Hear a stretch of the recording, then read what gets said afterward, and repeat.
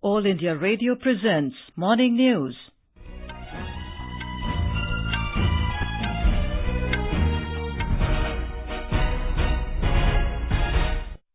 Good morning. I'm Anuja Kumar.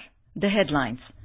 Prime Minister Narendra Modi to interact with beneficiaries of governmental schemes in Jaipur today. Also to lay foundation stone for development projects worth 2,100 crore rupees. India and Bhutan reaffirmed their resolve to further strengthen and enhance cooperation in all areas of mutual interest. Law Commission to hold discussion with political parties and other stakeholders on possibility of conducting simultaneous elections for Lok Sabha and state assemblies. Evacuation of stranded Kailash Mansarovar pilgrims likely to be completed today. In sports news, in FIFA World Cup, Belgium stuns Brazil 2-1, France defeats Uruguay 2-0 to reach semi-finals, and in second T20 cricket, England beat India by 5 wickets.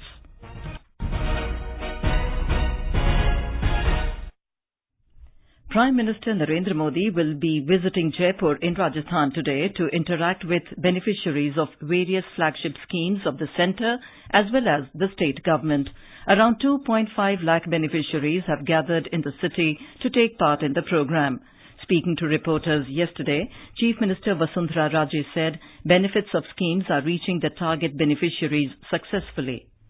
सरकार की ये इतनी बड़ी उपलब्धि हम प्रधानमंत्री के सामने शोकेस करना चाहते हैं कि चाहे वो उज्ज्वला हो, चाहे प्रधानमंत्री आवास हो, चाहे भामाशाह हो, चाहे मुख्यमंत्री जल स्वावलंबन हो, इन सब स्कीम्स के अंदर क्या क्या जनता को मिला है और जनता का सैटिस्फैक्शन लेवल क्या है, वो खुद ही लोग उनके सामने रखना चाहेंगे. Our correspondent reports that the Prime Minister will also address a public meeting in Jaipur. Prime Minister will see an audiovisual on experiences of beneficiaries of different flagship schemes including Center's Ujjwala Yojana, Mudra Yojana and State's Mukhyamantri Jal Swavlamban Abhiyan. He will also lay the foundation stone of 13 urban projects worth over 2,100 crore rupees. These projects include elevated road project in Ajmer, water supply and sewerage project at Ajmer, Bhilwara, Bikaner, Hanumangarh, Sikar and Mount Abu. Different projects under Pradhan Mantri Awas Yojana in Bundi, Bikaner and Ajmer district. Jitendra Dwivedi, EIR News, Jaipur. India and Bhutan have reaffirmed their resolve to further strengthen and enhance cooperation between the two countries in all areas of mutual interest.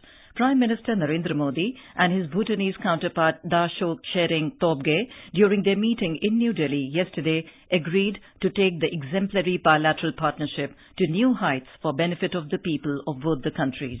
External Affairs Ministry in a statement said the two leaders held discussions on a range of bilateral and regional issues of mutual interest. Mr. Modi reaffirmed that as a friend and close neighbour, India will continue to partner with Bhutan in pursuit of its development goals. Mr. Tobgay thanks the Indian government for its invaluable support and partnership for Bhutan's socio-economic development. The Ministry of External Affairs said the two Prime Ministers also reviewed the bilateral economic and hydropower cooperation, including the progress in implementation of the ongoing hydroelectric projects in Bhutan. President Ramnath Kovind will be on a 2-day visit to Goa from today. Our correspondent reports Mr. Kovind will attend the annual convocation ceremony of Goa University as well as civic reception in the city.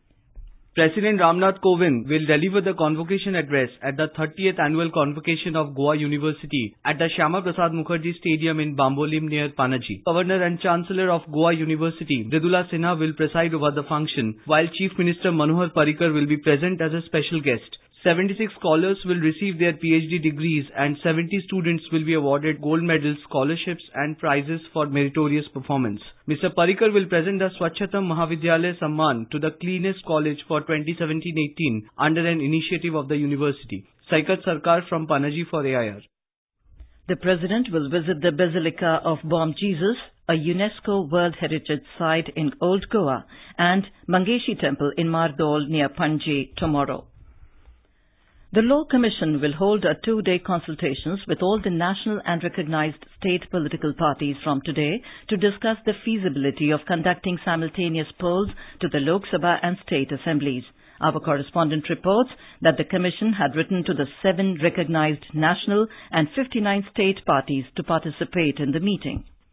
In its draft, the law panel has recommended several amendments to the Constitution and the Representation of Peoples Act 1950 to facilitate and sustain the simultaneous polls. The Commission is of the view that any major law reform must be undertaken after taking the stakeholders and the general public into confidence. The Election Commission has repeatedly said that it is capable of holding simultaneous elections provided the legal framework and logistics were in place. Prime Minister Narendra Modi has often stressed the need to hold simultaneous polls to help save time and money and allow political parties to pay more attention to governance. Anupam Mishra, AIR News, Delhi. In a democracy, media plays a significant role in molding public opinion by giving credible and accurate information related to any event and happening. Authenticity, accuracy and balancing are the part and parcel of any news item. But in the recent past, a new phenomena called fake news has emerged in the news world, which is posing a greater challenge to the media to maintain its credibility. Basically, fake news is a deliberate presentation of false or misleading claims as news. It is aimed at manipulating the audience's cognitive processes. We have a report. Different parts of the world, including in India, this phenomena is being witnessed particularly on social media. Recently, the government has directed WhatsApp to immediately contain the proliferation of fake, motivated and sensational messages in the wake of recent instances of lynching of innocent people. Cyber expert Pawan Duggal has pointed fingers on lacking responsibility of social media platforms in this regard and also emphasized the need to sensitize the people about penal provisions of cyber laws against disseminating provocative and false information. ये दायित्व हम पर स्वयं है कि हम खुद collaborate करेंगे इंडिपेंडेंट सोर्सेज से, इंटरनेट से, सर्च इंजन से कि क्या जो लिखा जा रहा है वो सत्य है या नहीं. तो कहीं ना कहीं डिजिटल साक्षरता को लाने की आवश्यकता है और ये ओवरनाइट नहीं होने वाली. आपको स्कूलों में पहली कक्षा से साइबर लॉ संबंधित आपको एजुकेशन देनी पड़ेगी और जो ऑलरेडी भारतवासी बिना ग्रूम किए इसका इस्तेमाल कर रहे हैं उन्हें भी सेंसिटाइज करना पड़ेगा कि आप यहाँ कुछ करेंगे तो उसके कानूनी परिणाम हो सकते हैं. Senior journalist Pradeep Singh said the media houses should be more careful about the authenticity of any news items and cross-check the information before publishing and broadcasting them. मान लीजिए आपकी असावधानी से, गलती से गलत खबर चली गई है तो आपकी जिम्मेदारी है कि उसका खंडन छापें. और ऐसे माहौल में जब छोटी छोटी बातों को लेकर, अफवाहों को लेकर सोशल मीडिया पर लोग हत्या कर दे रहे हैं एक दूसरे की, ऐसे माहौल में जिम्मेदारी और बढ़ जाती है मीडिया संस्थानों की कि वो इस बात का पूरा ध्यान रखें कि इस तरह की कोई गलती हो तो उसका तुरंत सुधार करें. With Divakar Anand Kumar, AIR News, Delhi. Meanwhile, Information and Broadcasting Minister Colonel Rajyavardhan Rathore has noticed such a misleading news item being run by a private TV channel on their website where an old and unrelated picture was being used for a story related to child lifting hoax in Dhule district of Maharashtra. In a tweet, he described it as a misleading news and propaganda. He said, as custodians of free speech, the government expects better from Indian media. For quick news updates round the clock, follow us on our Twitter handle at AIR News Alerts. In Nepal, the rescue operation to evacuate stranded Kailash Mansarovar pilgrims is likely to be completed today. 1,270 pilgrims have been evacuated in the last 4 days from Simikot. Our correspondent reports that over 100 pilgrims are stuck in Simikot and 18 in Hilsa. The remaining pilgrims are also being evacuated today. 387 people were airlifted from Simikot yesterday by 23 flights, Nepal Army chopper and chartered Mi-16 helicopter. Similarly, 48 pilgrims were brought to Simikot from Hilsa by 10 sorties of chopper. The situation is in full control and the number of pilgrims in Simikot and Hilsa is now lesser than daily average. Due to bad weather, over 1,500 Kailash Mansarovar pilgrims were stranded for last few days in Simikot, Hilsa and Tibet side. Rajkumar, AIR News, Kathmandu. India has a large network of water bodies in the form of rivers, lakes, canals and backwaters. These long waterways provide a mode of transport across the cities as well as towns like backwaters of Kerala.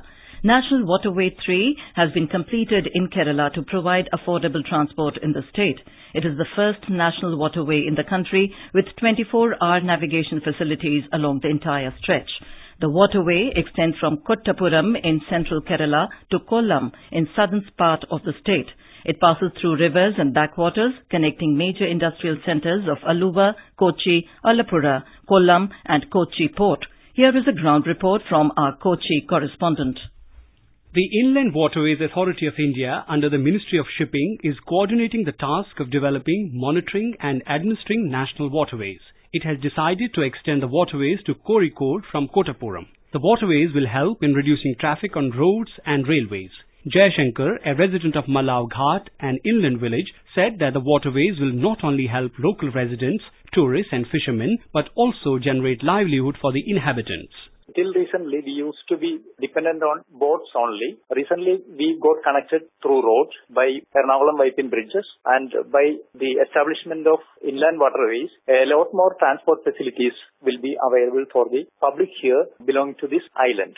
Waterways play an important role in the development of Kerala since it passes through thickly populated areas. People residing on the banks of waterways entirely depend on the waterways not only for travelling but also for meeting their livelihoods. Recognized as a cheap, dependable and environment-friendly means of transportation, it's reliable and comparatively safer. With NC Jayachandra's report from Kochi, Zakir Nazir, AIR News, Delhi. And now news from the FIFA World Cup.